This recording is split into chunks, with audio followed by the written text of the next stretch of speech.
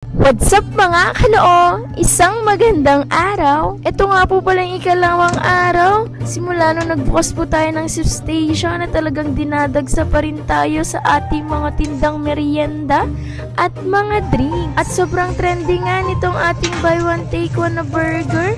Meron din nga po pala kaming buy one take one na egg sandwich at hotdog sandwich.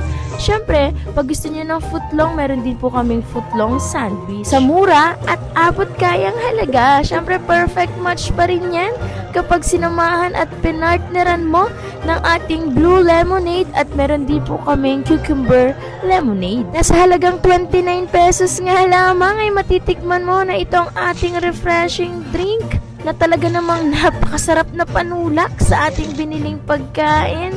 Kaya ano pang hinihintay mo? Tara kaibigan! Samahan nyo kami. Araw nga po pala ng kalayaan ngayon, matagal nang lumaya ang bansang Pilipinas.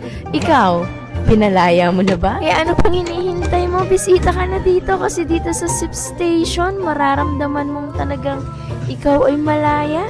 Malayang umorder at pumili ng iyong napakasarap na inumin, lalo na yung nagtitrending po nating iced coffee. Kaya kung marami kang ginagawa at sobrang busy mo sa trabaho, kape ka muna kaibigan. Ang oras po pala ng ating store hours ay magsisimula pa po ng alas 2 ng hapon hanggang gabi.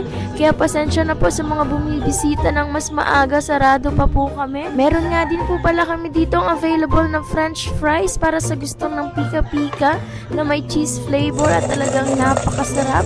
Lalo na kapag bagong luto kasi siya ay crunchy pa. At ito yung hindi pa pahuli na buy one take one na hotdog sandwich, 'di ba? Kalidad at talagang napakasarap. Hi!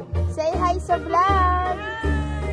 Lalo kapag ganito kaganda ang iyong mga customers. Shout out kay na Adin Ganda at kay na Ate Piling Ganda at sa kanilang mga chikitings. Sobrang pagod nga ng araw na ito at sobrang worth it. Sobrang dami din natin gustong ipagpasalamat. Siyempre, salamat sa nasa itaas. Salamat sa customers at sa talento natin. Dahil kung wala ang mga yan, hindi tayo magtatagumpay ng ganito ngayon. Maraming salamat sa panonood.